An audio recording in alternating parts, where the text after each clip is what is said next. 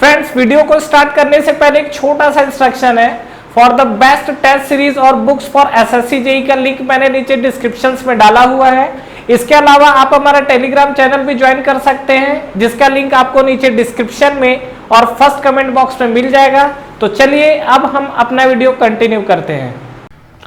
तो आइए फ्रेंड्स, इस वीडियो के अंदर जो हम लोग बात करने वाले हैं रैंकाइन साइकिल को लेके देखते हैं कि रैंकाइन साइकिल क्या होता है। अगर यहां से मैं बात करूं तो आप कोई भी एग्जाम दे दीजिए, पावर प्लांट के अंदर अगर आप इंटर करोगे तो रैंकाइन साइकिल जो है यहां से क्वेश्चंस पूछे जाते हैं। या तो डायरेक्टली पूछेगा या इनडायरेक्टली। इनडायरेक्टली का मतलब या तो आपको न्यूमेरिकल है जो कहीं ना कहीं यहां से लिंक करेगा। तो रैंकाइन साइकिल बहुत ही इंपॉर्टेंट साइकिल है, इसको एक बार हम लोग समझते हैं। इसके अलावा इस वीडियो में मैं आपसे बात करने वाला हूं कि जो हमारा रैंकाइन साइकिल है उसका हम लोग पीवी डायग्राम, टीएस डायग्राम और एचएस डायग्राम को भी हम लोग यहां पर देखने वाले हैं। और ये जो मैं पीवी, टीएस और एचएस डायग्राम की बात कर रहा हूं, ये एसएससी जेईई ऑब्जेक्टिव के अलावा मेंस में भी आया हुआ है और 15 मार्क्स से क्वेश्चन, समटाइम 5 मार्क्स से क्वेश्चन पूछ देता है। और नो डाउट ग्राफ वगैरह बनाना टाइम, अगर मैं कंज्यूमिंग की बात करूं तो सबसे कम टाइम कंज्यूम करता है अगर हम लोग ग्राफ को ड्रॉ करते हैं, ठीक है, क्योंकि चीजें दिखती ज्यादा है, टाइम कम कंज्यूम होता है और मार्क्स उसमें फुल मिलते हैं। तो एक बार हम लोग पहले देखते हैं, क्योंकि ये जो रैंकाइन साइकिल में जो डायग्राम्स है, ये अलग अलग डायग्राम्स को लेकर स्टूडेंट काफी कंफ्यूज होते हैं। तो इस वीडियो के अंदर मैं आपसे यही बात करने वाला हूं कि जो हमारा रैंकाइन साइकिल है, रैंकाइन साइकिल का हम लोग किस तरीके से ड्रॉ कर पाएंगे। लेकिन उससे पहले हमारा जो इसमें जो भी हमारा डिवाइस यूज हो रहा है, जो भी हमारे कंपोनेंट यूज हो रहे हैं, उसका एक बेसिक प्रोसेस पता होना चाहिए, क्योंकि जब तक हमें प्रोसेस नहीं पता होगा तो हम लोग साइकिल कैसे ड्रॉ करेंगे। तो चलिए एक बार हम लोग समझते हैं। अगर हम लोग, सीधी सी बात है, ये रैंकाइन साइकिल है, ये रैंकाइन साइकिल हम लोग यूज कहाँ करते हैं, ध्यान रखना। ये कई बार स्टूडेंट कंफ्यूज होते हैं कि रैंकाइन साइकिल है, तो ये तो ध्यान रखना कि जो रैंकाइन साइकिल है ये हमारे पास कहाँ यूज होता है। डेफिनेटली ये हमारे पास यूज होता है स्टीम पावर प्लांट में। समझ में आ रहा है, जो हमारे पास रैंकाइन साइकिल है ये आपका स्टीम पावर प्लांट के अंदर यूज किया जाता है। समटाइम्स पूछा जाता है कि जो आपका हाइड्रोलिक टरबाइन है, हाइड्रोलिक पावर प्लांट है, वो किस साइकिल पे काम करता है। तो ध्यान रखना, हाइड्रोलिक जो आपका पावर प्लांट है वो किसी भी साइकिल पे काम नहीं करता है, ठीक है। वो सब बात हम लोग आगे करेंगे। लेकिन यहाँ पे ध्यान रखना कि जो रैंकाइन साइकिल है, Rankine cycle specially works on the steam power plant, ध्यान रखना, ठीक है। या steam power plant runs on Rankine cycle, सीधी सीधी बात। तो चलिए एक बार देखते हैं। अगर हम लोग रैंकाइन साइकिल के अंदर देखें तो देखो, सबसे पहले तो हम लोग पावर प्लांट के अंदर हम लोग, जो कि मैं आपको लास्ट वीडियो में बताया था, तो अगर आप ये वीडियो देख रहे हो तो इससे पहले वाला वीडियो डेफिनेटली एक बार देख लीजिए, क्योंकि वहां पर मैंने बताया था कि किस तरीके से डिवाइसेस यूज हो रहे हैं। तो ये आपका यहाँ पर हुआ है बॉयलर। बॉयलर से अगर आप आगे बढ़ोगे तो नेक्स्ट आपको क्या बनेगा, यहाँ पे आपको बनता है टरबाइन। टरबाइन के बाद नेक्स्ट अगर आप बात करोगे तो यहाँ पर आपको क्या दिखेगा, कंडेंसर। यहाँ पे हमारा यूज हो रहा है कंडेंसर। और कंडेंसर के बाद अगर नेक्स्ट अगर आप बात करोगे तो यहाँ पे आपको क्या दिखेगा, पंप दिखेगा। कहानी कुछ समझ में आ रहा है। तो ये हमारे पास जो है, और ये हमारे पास जो यूज हुआ, ये हमारे पास क्या है, ये आपके पास टरबाइन है, ठीक है। अब यहाँ पर अगर हम लोग देखें तो ये, इसके बारे में मैंने अलग अलग चीजें सब बताई हुई थी। बॉयलर में देखिए, इसको हम लोग 0.1 दे देते हैं। बॉयलर के अंदर हम लोग क्या है, हीट सप्लाई करते हैं। हीट सप्लाई करने के बाद जब यहाँ से एग्जिट किया तो ये आपका बन गया 0.2। यहाँ से फिर आपका क्या, टरबाइन के अंदर, टरबाइन में आपका क्या है, वर्क आउटपुट होगा। तो ये जो आपको पॉइंट मिल गया, ये आपको मिल गया 0.3। फिर यहाँ से आपका कंडेंसर आया, कंडेंसर से आपको हुआ हीट रिजेक्ट, और हीट रिजेक्ट होने के बाद जब ये आपको मिला तो ये आपको मिला 0.4, ठीक है। तो ये आपको, ये देखो टरबाइन वर्क आउटपुट जो दे रहा है वो चीज है। तो ध्यान रखना। और पंप है तो पंप के अंदर भी हम लोग क्या है, वर्क इनपुट करते हैं, ठीक है। ये हमारे पास 4 चीजें हमको दिखी है, बस इसी चीजों को लेकर बात करने वाले हैं। तो सबसे पहले तो आपको क्या है, इसके अंदर आपको प्रोसेस पता होना चाहिए कि जो हमारे पास डिवाइसेस है उसमें कौन कौन से प्रोसेस यूज हो रहे हैं, क्योंकि उसके बाद ही हम लोग क्या है, ये सब फंक्शंस को हम लोग ड्रॉ कर पाएंगे, ठीक है। तो समझिएगा इस चीज को, और इसके अंदर हम लोग बात करते हैं। तो सबसे पहला चीज देखिए, 1 से 2 हम लोग बात करते हैं। तो 1 से 2 हमारे पास क्या है, बॉयलर। अगर मैं 1 से 2 बात कर रहा हूं तो 1 से 2 हमारे पास यूज होता है बॉयलर।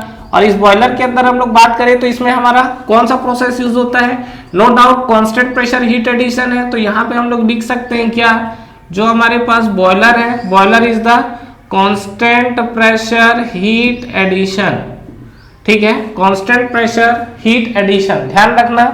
उसके बाद नेक्स्ट हम लोग बात करते हैं, ये आपका टरबाइन हो गया। तो नेक्स्ट हमको बात करते हैं 2 से 3, और 2 से 3 हमारे पास क्या है, ये टरबाइन है। टरबाइन के अंदर कौन सा प्रोसेस होता है, वेरी वेरी इंपॉर्टेंट, कई बार आपसे एग्जाम्स में पूछा हुआ है, एसएससी जेईई में तो गिनती नहीं कितने बार पूछा है और पूछते रहेगा ये।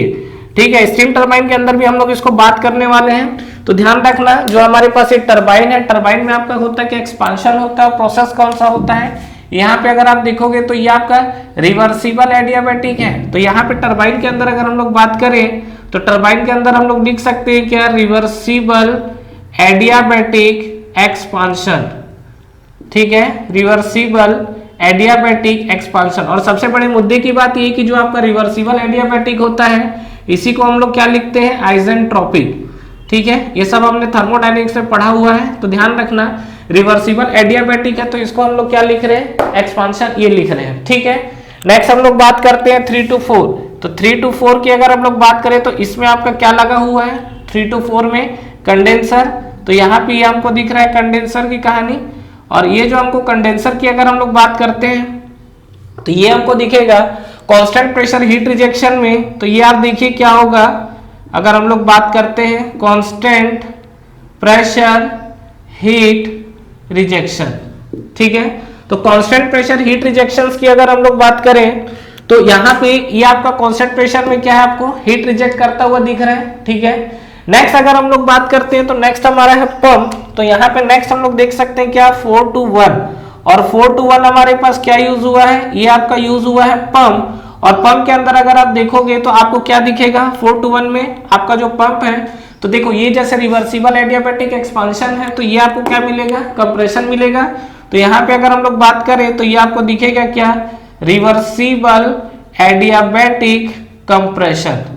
ठीक है, रिवर्सिबल एडियाबैटिक कंप्रेशन। और यहाँ पे जो आपको रिवर्सिबल एडियाबैटिक दिख रहा है ये आपको क्या दिखेगा, that is also called isentropic. समझ में आ रही है कहानी, ये क्या दिख रहा है आपको, रिवर्सिबल एडियाबैटिक कंप्रेशन, जिसको हम लोग आइसेंट्रोपिक कंप्रेशन बोलते हैं। तो कुल मिला के फ्रेंड्स अगर आप देखोगे तो ये हमारे पास जो प्रोसेस है, इस प्रोसेस के अंदर हमने देखो जो देखा हमने, ये जो हमको प्रोसेस दिख रहा है, ये प्रोसेस के लिए हमको अलग अलग डायग्राम ड्रॉ करने हैं। ठीक है, तो ये चीज आपको अगर क्लियर है तो उसके बाद हम लोग आगे बढ़ते हैं। और यहाँ पे अब आपका यूज होने वाला है थर्मोडायनेमिक्स के कुछ बेसिक कंसेप्ट। ठीक है, तो देखते हैं हम लोग थर्मोडायनेमिक्स का जो आपने पढ़ा है तो नो डाउट कोई दिक्कत नहीं है, नहीं भी पढ़ा है तो आपको ये चीजें मैं यहाँ पे डिटेल में बता दूंगा। ठीक है, डिटेल में इन द सेंस थोड़ा शॉर्ट फॉर्म में। ठीक है, और थर्मोडायनेमिक्स आपने पढ़ा हुआ है तब तो नो डाउट क्लियर है चीजें। देखते हैं एक बार क्या होगा। तो देखिए इसके अंदर अगर हम लोग देखें तो आपको क्या दिखेगा, इसमें सबसे पहला देखिए हम लोग डायग्राम ड्रॉ करते हैं, टीएस डायग्राम। और टीएस डायग्राम के बाद फिर हम लोग पीवी और एचएस डायग्राम भी ड्रॉ करेंगे।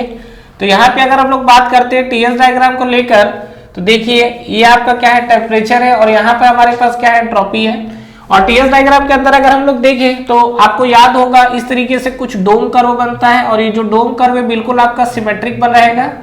मतलब ये अगर आप देखोगे तो ये डोम कर्व आपको क्या है, बिल्कुल सिमेट्रिक दिखेगा यहाँ पर।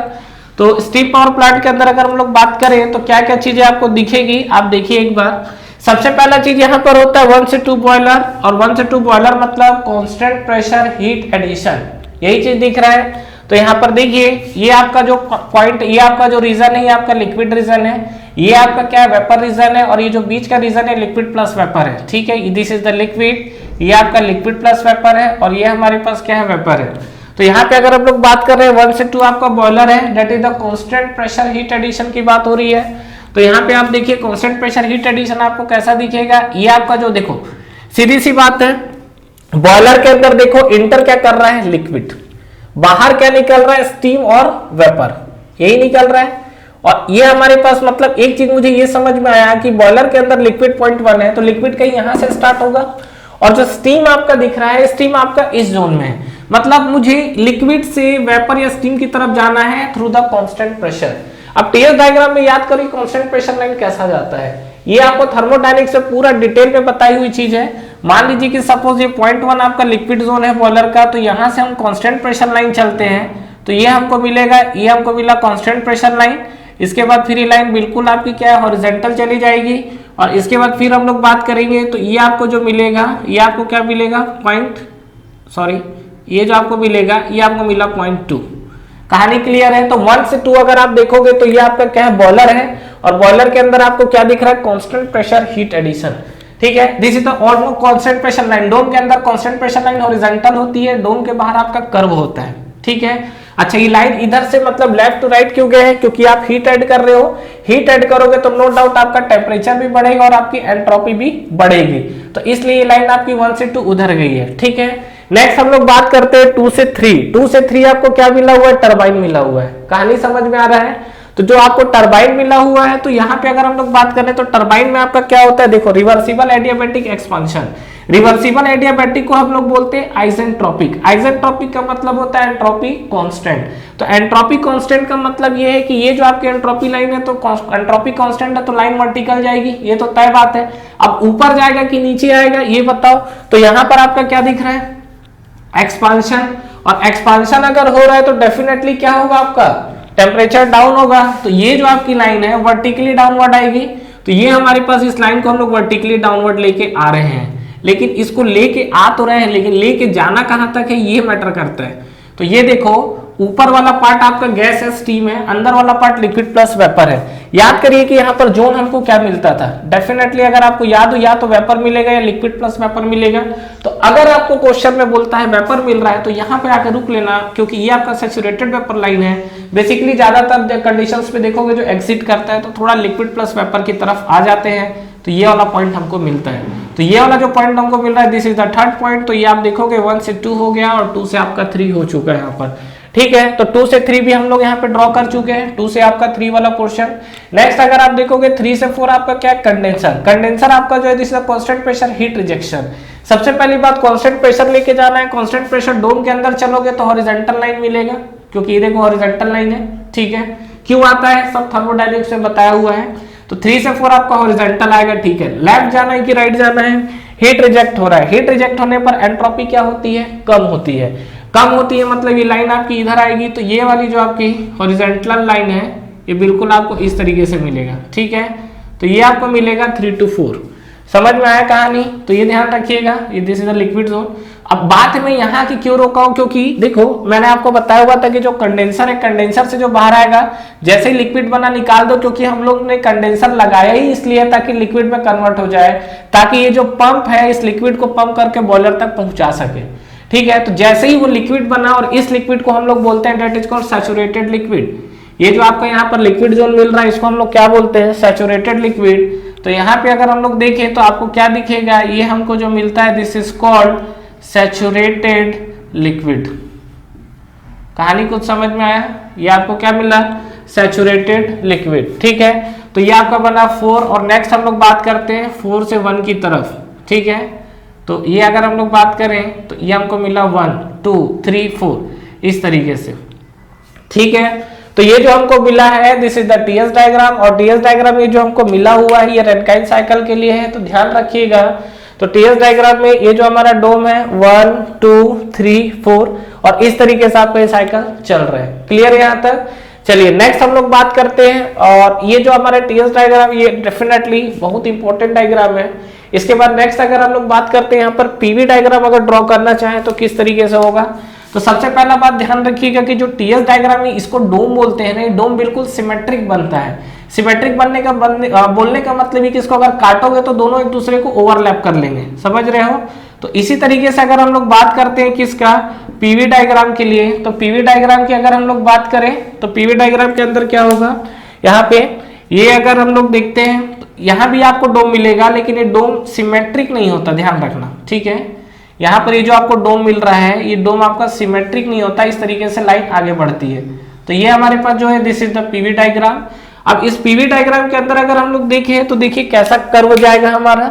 सबसे पहली बात पॉइंट 1 आपका फिर से देख रहे हैं तो वही बॉयलर से आपका स्टीम की तरफ जा रहा है। और सबसे बड़ी बात कांस्टेंट प्रेशर है, तो कांस्टेंट प्रेशर है तो ये तो पी डायग्राम है। तो आपको करना क्या है, यहाँ से आप लिक्विड से निकलोगे, इस जोन से आप लिक्विड से निकलोगे और कांस्टेंट प्रेशर करके क्या सीधा वेपर की तरफ जाओगे। तो ये आपका जो बना और ये आपका पॉइंट 2 बना और ये आपका पॉइंट 2 क्या बना है? वेपर बना हुआ है। कहानी क्लियर है यहाँ तक? नेक्स्ट हम लोग बात कर रहे हैं पॉइंट 2 से 3 की तरफ। 2 से 3 आपका टरबाइन है, वो आइसेंट्रोपिक आपका एक्सपांशन की बात हो रही है। और 2 से 3 अगर हम लोग बात करें तो 2 से 3 हमारे पास क्या है? Isentropic expansion. अब ये ऐसा कर्व क्यों बनाया हूं? पीवी डायग्राम के अंदर जो आइसेंट्रोपिक या रिवर्सिबल एडियाबैटिक लाइन होती है वो कर्व आती है। एक्सपांशन क्यों हुआ है? क्योंकि प्रेशर डाउन हो रहा है और वॉल्यूम बढ़ रहा है। एक्सपांशन का मतलब क्या है, प्रेशर डाउन होगा और वॉल्यूम बढ़ेगा, और ये कर्व के अंदर आ चुका है, मतलब लिक्विड प्लस वेपर जोन में ले आया हूं। अगर आपको ये बोला जाए कि अगर आपका केवल और केवल वेपर जोन है तो आप सैचुरेटेड वेपर लाइन में आओगे, ठीक है। इसके तो ये हमको जो मिला, this is the point 3। Next हम लोग बात करते हैं पॉइंट 3 to 4। पॉइंट 3 to 4 आपके पास क्या है, कंडेंसर। कंडेंसर क्या करता है, कांस्टेंट प्रेशर पे हीट रिजेक्शन करता है। तो बस इस लाइन को सीधा आने दो यहाँ पर, कांस्टेंट प्रेशर लाइन, क्योंकि ये आपको दिख रहा है कांस्टेंट प्रेशर लाइन, और ये आपका बना पॉइंट 4, और पॉइंट 4 आपको जो मिला है कांस्टेंट प्रेशर लाइन में, वो आपका क्या है, कांस्टेंट प्रेशर हीट रिजेक्शन। कहानी को समझ में आया। तो ये जो हमको 3 to 4 मिला हुआ है, this is the constant pressure heat rejection line. तो ये आपका हीट एडिशन है और ये आपका हीट रिजेक्शन हो गया। रिजेक्शन हुआ है तो वॉल्यूम क्या होगा आपका, डेफिनेटली कम होगा। ये तो आपको, ये आप देखोगे तो ये जो आपका कांस्टेंट प्रेशर हीट रिजेक्शन है, हीट रिजेक्ट होगा तो क्या होगा, वॉल्यूम कम होगा, और हम लोग अगेन कहां तक चले गए हैं, सीधा सीधा सैचुरेटेड लिक्विड लाइन तक। अब इसके आगे 4 to 1 आपका जो पंप है, that is the isentropic compression. और यहां पर होती है बदतमीजी। किस तरीके की बदतमीजी, जब आप एग्जामिनर आप पर चेक करेगा ना तो यही लाइन चेक करता है, इस चीजों में दिक्कत नहीं है। यहाँ पे लोग अक्सर धोखा क्या करते हैं वो भी मैं आपको बता दे रहा हूँ, चलिए देखते हैं। रिवर्सिबल एडियाबैटिक कंप्रेशन आप बोल रहे हो, ठीक है। रिवर्सिबल एडियाबैटिक मतलब लाइन ऐसा कर्व जाएगा, कर्व जाएगा तो नो डाउट इसका हम कर्व पकड़ेंगे, कंप्रेस कर रहे हैं, कंप्रेस कर रहे हैं तो प्रेशर बढ़ेगा और वॉल्यूम कम होगा, तो वॉल्यूम कम होगा तो ये लाइन मेरा फिर इधर जाना था, ऐसा जाना है, ठीक है। लेकिन आपको क्या है, मैं डायग्राम जिस हिसाब से बना रहा हूँ, आप देख के समझ गए हो कि ऐसा डायग्राम तो बनेगा नहीं। बात है ऐसा बनना चाहिए तो क्यों नहीं बनेगा। यहाँ पे आप क्या बोल रहे हो, कंप्रेशन, बहुत अच्छी बात है। कंप्रेशन के अकॉर्डिंग अगर मैं बात करूँ तो डेफिनेटली ये लाइन ऐसा बनेगा, इसमें कोई दो राय नहीं है। लेकिन यहाँ पर आपका फ्लूइड क्या यूज हुआ है, पंप। पंप आपका क्या है, यहाँ वाटर है। वाटर कंप्रेसिबल होता है कि इनकम्प्रेसिबल, डेफिनेटली इनकम्प्रेसिबल है। तो यहाँ पे आपका जो यूज हुआ ये आपका वाटर है, और वाटर जो हमारे पास है that is the incompressible. Water जो हमको मिल रहा है ये क्या है, ये इनकम्प्रेसिबल। इनकम्प्रेसिबल का मतलब क्या हो गया, डेंसिटी आपको क्या दिख रही है, कांस्टेंट दिख रही है ना। तो यहाँ पर अगर आप देखोगे तो वाटर हमारा इनकम्प्रेसिबल है, और इनकम्प्रेसिबल के अंदर आपकी क्या है, डेंसिटी आपको कांस्टेंट दिख रही है। तो नो डाउट यहाँ से जो आपका पॉइंट 4 है, इस 4 पॉइंट से जब आप आगे बढ़ोगे तो डेंसिटी कांस्टेंट है तो वॉल्यूम तो चेंज होगा ही नहीं। जो डेंसिटी कांस्टेंट है, this is the volume line है, तो डेंसिटी कांस्टेंट है तो वॉल्यूम चेंज होगा नहीं, तो वॉल्यूम तो आपकी डेफिनेटली क्या कांस्टेंट रहने वाली है। तो ये आपका वर्टिकली एकदम लाइन दिखेगा। ये कहानी कुछ समझ में आ रहा है। ये जो आपको लाइन दिखेगी ये वर्टिकली डाउनवर्ड, वर्टिकली अपवर्ड दिखेगा, क्योंकि कंप्रेस कर रहे हैं तो प्रेशर बढ़ा, और उसके बाद फाइनली जाके ये वाली लाइन हमने मिला दी है यहाँ पर। तो कहानी कुछ समझ में आया। तो ये हमारे पास पीवी डायग्राम है, और इस पीवी डायग्राम के अंदर आप देख लिए हो तो 1 से 2 आपका कांस्टेंट प्रेशर, 2 से 3, 3 से 4, और नेक्स्ट अगर आप देखोगे तो 4 से 1। तो ये कहानी आपकी चल रही है, और ये कंडीशन आपको समझ में आ गया होगा जिसको लेके मैं बात कर रहा हूँ। तो ध्यान रखिएगा कि आपका क्या है, ये जो आपके अलग अलग पोर्शन है, इस पोर्शन को लेके हम लोग बात कर रहे हैं।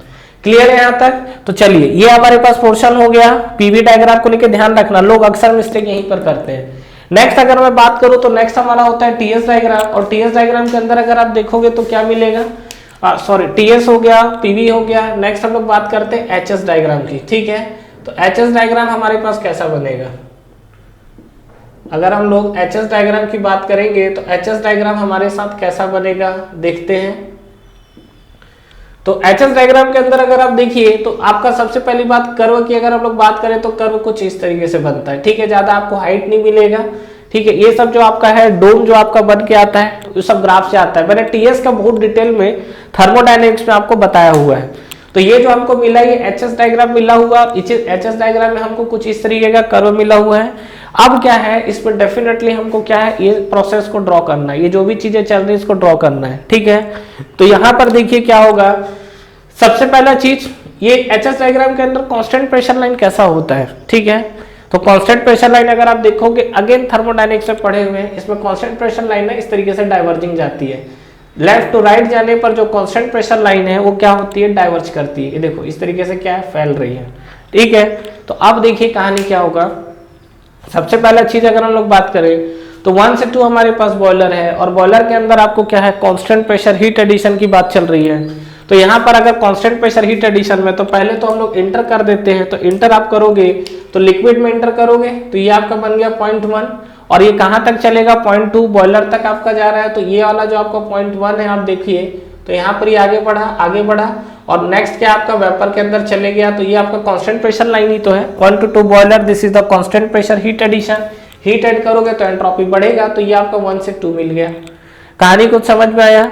नेक्स्ट हम लोग बात करते हैं 2 से 3 turbine reversible adiabatic expansion. Expansion होगा डेफिनेटली एंथैल्पी कम होगी, एनर्जी डाउन हो रही है। एंथैल्पी को आप सीधा सीधा एनर्जी बोलिए, तो जो टोटल एनर्जी है जब चीजें एक्सपांड कर रही है और टर्बाइन आपको वर्क देगा तो फाइनली एंथैल्पी क्या होगी, ड्रॉप ही होगी।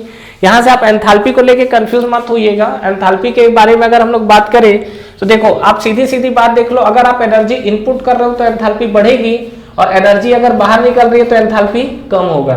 यहाँ पे जैसा कि अगर हम लोग बात करें 1 से 2 को लेकर, तो अगर ये H1 और ये H2 है तो H1 बड़ा होगा कि H2 बड़ा होगा। यहाँ देखिए बॉयलर को आपने हीट एडिशन दिया है ना, तो डेफिनेटली एंथैल्पी किसकी ज्यादा होगी, H2 की ज्यादा होगी। तो यहाँ पर देखो आपको मिलेगा H2 is greater than H1। ठीक है, अब बताओ 2 और 3 में किसकी एंथैल्पी ज्यादा होगी। यहाँ पे आप जब 2 में गए तो टरबाइन वर्क ले लिया, वर्क आउटपुट दे दिया, मतलब निकाल लिया, तो कम हो गया H3। तो यहाँ पे आप बोल सकते हो क्या कि H2 इज लेस देन, यहाँ पर आपको क्या मिला, H3। ठीक है, उसी तरीके से कंडेंसर में जाओगे तो H3 और H4 की कहानी चल रही है। तो यहाँ पे आप H3 है, फिर आपका हीट रिजेक्शन हुआ तो जाके H4 मिला। तो यहाँ पे हम लोग बोल सकते हैं क्या कि डेफिनेटली हीट रिजेक्ट हुआ है तो H3 जो है, H3 आपका कम होगा, सॉरी H3 आपका ज्यादा होगा यहाँ पर, और H4 आपका क्या है, हीट रिजेक्शन हुआ तो कम हो गया, तो H3 is less than H4 मिला। क्लियर है यहाँ तक। और नेक्स्ट हम लोग यहाँ H4 और H1 पे बात करेंगे। तो ये देखो वर्क इनपुट दे रहे हो पंप के अंदर, तो वर्क इनपुट दोगे तो H1 की वैल्यू बढ़ जाएगी। तो यहाँ पे हम लोग लिख सकते हैं क्या, ये आपको क्या दिखेगा, H1 is greater than H4। समझ में आ रही है, H1 is greater than H4। ठीक है, तो कहानी क्लियर है यहाँ तक, तो ध्यान रखिएगा। तो ये आपको मिला 1 से 2, तो 1 से 2 जो आपको मिल रहा है तो डेफिनेटली बॉयलर है, इस पे आपकी एंथैल्पी बढ़ी है, देखो 0.2 पे। 2 से 3 आपका रिवर्सिबल एडियाबैटिक एक्सपांशन है, एक्सपांशन होगा तो डेफिनेटली एंथैल्पी डाउन होगा, और यहाँ पे डाउन होने के बाद ये पॉइंट कहाँ तक जाएगा, आइसेंट्रोपिक है तो एंट्रोपी आपको क्या मिलेगी, कांस्टेंट। तो ये आपको जो मिला 0.3 मिला। तो ये आपको 1 से 2 मिल चुका है, 2 से 3 मिल चुका है, 3 से 4 आपको क्या मिला हुआ है, condenser, that is the constant pressure heat rejection की बात करते हैं। तो ये आपको 3 से 4 आपको जो मिल रहा है, this is the constant pressure heat rejection. ठीक है, ये जो आपको मिला है कांस्टेंट प्रेशर हीट रिजेक्शन, और हीट रिजेक्शन कर रहा है तो क्या होगा, एंट्रोपी डाउन ही होगा। तो ये आपका एंट्रोपी डाउन हो गया। और नेक्स्ट हम लोग बात करते हैं 4 to 1 पंप का, जिसमें आपको क्या आइसेंट्रोपिक कंप्रेशन मिला हुआ है।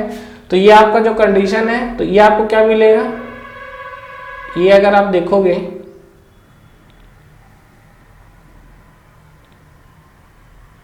ये वाला पोर्शन, तो आपको क्या मिलेगा, 4 to 1 रिवर्सिबल एडियाबैटिक, मतलब आइसेंट्रोपिक। आइसेंट्रोपिक का मतलब एंट्रोपी कांस्टेंट, और जब आप कंप्रेस करोगे तो कंप्रेस करने के बाद क्या, ये आपका 4 to 1 चले जाएगा।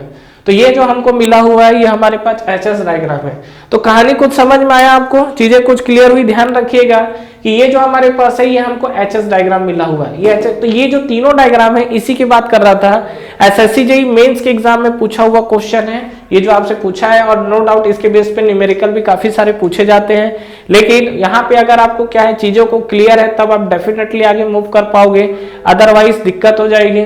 तो यहाँ पर देखिए अभी तक जैसा कि हमने इस वीडियो के अंदर देखा, जो अलग अलग हमारे पास डिवाइसेस थे उसका हमने क्या देखा, प्रोसेस देखा। प्रोसेस के बाद हमने कुल मिला के आप देखो तो PV, HS और TS डायग्राम हमने ड्रॉ किया हुआ है यहाँ पर। इसके अलावा अगर आप देखोगे यहाँ पे तो इसका जो डिजाइन है, मतलब ये जो साइकिल प्रोवाइड किया था उसने किसने किया था, रैनकाइन ने किया था। तो इसीलिए हम इसको क्या बोलते हैं, दैट इज कॉल्ड रैनकाइन साइकिल। ठीक है, हालांकि ये जो स्टार्टिंग था कार्नोट के द्वारा ही दिया हुआ था, लेकिन कार्नोट की साइकिल सक्सेसफुली नहीं हुई प्रैक्टिकली। तो इस चीज को प्रैक्टिकली इम्प्रूव करके, मतलब इम्प्रूव करके उसको प्रैक्टिकल यूज लाने के लिए रैनकाइन ने बहुत जीतोड़ मेहनत किया था। और ये इसलिए जो क्या है, ये जो साइकिल दिया हुआ है ये रैनकाइन का साइकिल दिया हुआ है, तो इसीलिए हम लोग इसको रैनकाइन साइकिल बोलते हैं। तो ध्यान रखना, गिनती नहीं है कितने बार, चाहे आपका ES का एग्जाम हो चाहे आपके JEE के एग्जाम हो, ये आपसे कितने बार, कई बार आपसे एग्जाम में पूछा हुआ क्वेश्चन है। Thank you so much for watching this video. Friends इस वीडियो को लाइक करिए, ज्यादा से ज्यादा फ्रेंड्स के साथ शेयर करिए, और अगर आप इस चैनल पे नए हैं तो चैनल को सब्सक्राइब करना ना भूलें, बेल नोटिफिकेशन जरूर प्रेस करिएगा, जिससे जो भी लेटेस्ट अपडेट है वो आप तक पहले पहुंचे। इसके अलावा आप हमारा टेलीग्राम चैनल भी ज्वाइन कर सकते हैं, जिसका लिंक नीचे आपको डिस्क्रिप्शन में और फर्स्ट कमेंट बॉक्स में मिल जाएगा। Friends, for the best test series और बुक्स फॉर एसएससी जेई का लिंक भी नीचे आपको डिस्क्रिप्शन में मिल जाएगा। तो ठीक है फ्रेंड्स, तैयारी करते रहिए। Wish you all the best.